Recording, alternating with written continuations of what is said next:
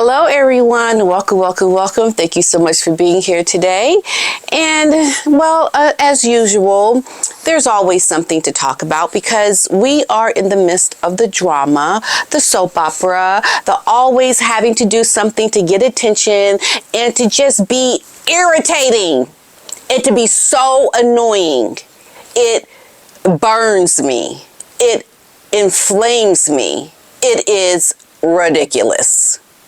It really is. So now we have Meghan and Harry at the Invictus Games, the opening ceremony.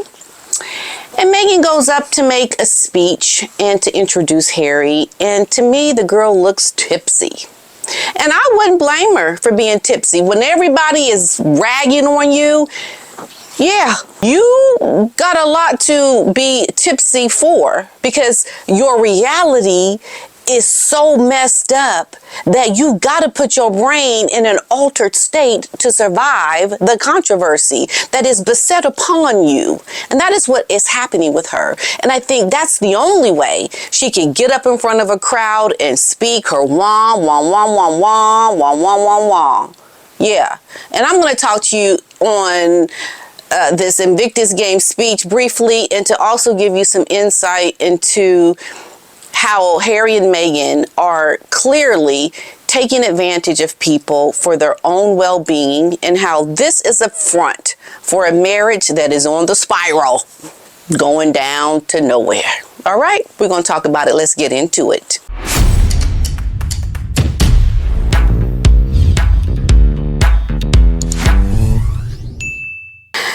Now, the one thing you have to understand about charity is something that you do as a community to help people.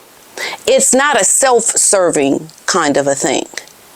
And ever since Meghan married Harry, she has literally, I believe, taken up this Invictus Games for her own spotlight. That's what it looks like to me. But I want to just draw your attention to this speech briefly and then talk about some other things.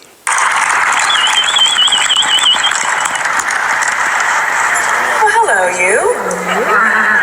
Hi, everybody. How are we feeling? Yeah, she's feeling real good. Like, how we feeling? Yeah. Hey, you.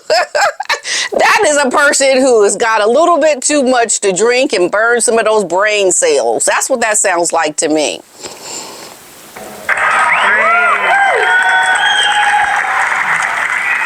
So I was not planning on speaking tonight, and we just... Then why are you? Sit your butt down. Nobody wanted you to come up and speak, but you just inserted yourself into this situation because that's what she does. She steals the spotlight. Speaking tonight, and we just arrived I don't know, a couple hours ago, and I touched Canadian soil, and I went, oh, it feels like home. I mean, does it just make you want to gag? Does it just make you feel like, ugh, okay? I mean, you go to places like Nigeria and Colombia, and you try to, I mean, you're part Nigerian. I mean, it seems like everywhere you go, you are somehow related or a part of that environment. LA, the wildfires, I grew up here. It's like your connection to every single thing you do is on a personal level. No, it's not. Sometimes it's just you're a visitor, okay? You just visit. Shut your butt up and just sit down. It just was so annoying when she said that. We also recognize most of you are probably so exhausted from how much travel you've done, how much adrenaline you have pumping, how excited you are for what is going to be one of the most outstanding, memorable, unforgettable, and connected weeks probably for you and for your families. We are just thrilled to be here, and I would be remiss if I didn't take the opportunity to introduce someone who means a lot to me. Oh, yes, he does mean a lot because he's the one that's going to help you make all that money from that book you're going to be selling about him and the divorce. We cannot be fooled by the facade, by the picture she is trying to paint. Because it's a picture. And she's given the illusion. But don't be fooled by it, folks. Don't be fooled by it. This is a public relations. This woman has to make sure everything looks fine. But we know the deal. We know behind the scenes, things are not all right. And when she goes on, she starts to talk about the children. And I'm not even going to play anymore. I want to get into my article for today. But when she talks about the children, like every time she's come up, when she did it the last time, she talks about these children that she doesn't want to show people. I mean, do they exist? Are there children? Why do you always insert your personal life into something you are doing for these people? And that's what I'm talking about today, is how Meghan and Harry, because he's allowing it, but the people at Invictus are not happy about it, how they are using it for their PR, for their self to become royal-like, to make themselves appear royal-like. And talking about Harry was the inventor of the Invictus. No, he wasn't. This was the Royal Foundation. This was a whole construct done, not just Harry. But it's just the gaslighting that is just so hard and difficult to watch how Meghan does this with her personal life, the lies, the misinformation, to make it about something that it really isn't. There's no truth. There's no clarity around the facts of what it actually is. So this is when they showed up. They showed up to Invictus in Vancouver on Friday, and they are reportedly staying at a very luxurious hotel that is about $5,000 a night. I even heard $10,000 a night. Very expensive hotel. And you're going to see why that's a problem in a moment. And they showed up arrived with this private jet, staying at a very luxurious hotel. They came with a convoy of 3 large blacked out SUVs. And the hotel that they're staying at is a 2-story, 2,200 square foot apartment style accommodation that comes with its own private elevator and rooftop patio. Privacy, luxurious, in the area that is secluded from the rest of the people. Because if it were really about the people, you would be staying in reasonable accommodations like the other guest. Now, if you're a superstar, if you're someone who is extremely famous, I don't know, like someone that is of a Michael Jackson stature or Prince, I know they're both deceased now, but that is the level of celebrity that would stay in something like this. A president, somebody who is a high profile dignitary. You two weasels are nothing but ex-royals. You don't even work to really deserve to stay in a hotel like this. It's a problem that you're even staying in this hotel, that you flew a private jet, and that you even have a convoy of 3 SUVs. Tell me, who is trying to get to you? The pretentiousness of it, the perpetration, and the fraud-like behavior of your arrival is sickening. So just a few days ago, there were talks about how they did not want Meghan to come to Invictus. She was asked to stay away. Keep your butt home in Montecito. Don't come here. And it looks like she was being blocked from all avenues. There's a new report that says that Meghan Markle is facing quite the Invictus Games dilemma. And this is because she is being told to stay away. The latest reports are that Harry was told to keep his wife Meghan at home during the Winter Invictus 2025 Games, as there's a good chance that she will face criticism either way, of course. So just stay at home and face your criticism. Don't bring your butt out into the profile to get more criticism. just don't even come. And they're worried about her presence at the games because she distracts from the main event, which is supposed to highlight the bravery, the resilience of the athletes. But Meghan brings negative attention, and it doesn't help those that are participating in the event because, like she has done with this speech, she makes it about herself. It's not about the people. Because if you were to make it about the people, you would show up, you would speak about the people you've met in your opening speech, you would speak about your experiences and coming in as a newcomer, considering it's been around since 2014. You would highlight the things that have been going on since before you arrived. Prince Harry may need to learn to fade into the background if Meghan Markle joins him for the Invictus Games. I think that Harry's really outside the door when it comes to who is in the spotlight. So here's the problem, and of why what Meghan has done. She has brought in an aura of the Invictus Games that it has her over it. It's like she has engulfed this Invictus Games. She's not there because of Harry, to support Harry. She is there because it's a chance for her to elevate her profile in a way that she can use when she's independent and away from Harry.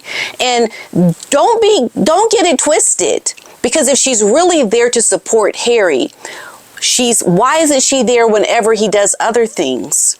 No, she is in a position to take over the Invictus because it has a much a larger global reach for her to take over and to highlight herself. And you have to think about this. The people that participate in the Invictus, they don't get their travel taken care of. They don't have health insurance. They don't have all the necessities that they need to compete in these games. But yet the money that is raised for the Invictus, Harry and Meghan are using it to give them the luxury when they stay there to be a part of the games. And this is the one thing that I don't like about charities. It's a very scandalous thing about charities, especially the really large ones, because the people that run these charities, they are millionaires. They are making six figures. They are making so much money that they make from the charity. It doesn't go all to the people. The money that comes in from raising money for the Invictus Games should go to the people who need it, the people that are focusing on participating in the games. You don't really hear about Harry and Meghan doing fundraisers for Invictus. You don't hear them doing the hard work for Invictus. They just show up to get the spotlight. And that was fine when Harry was still within the royal family. But now that you're no longer a part of the royal family, things need to change in terms of how the money is being spent, because this is no longer a public service that goes along with the running of this organization. This is about your profile. This is about you as an individual, no longer connected to royalty. How dare you show up and sleep in a hotel room that costs $5,000 a night, in a private jet, in a convoy, all this expensive things for you to come? Who do you think is paying for that? And the people that donate to the Invictus Games, that is money going to help Harry and Meghan live a very luxurious lifestyle. This is Scott Snow. He is a retired Navy diver, and he participated in the 2023 Invictus Games.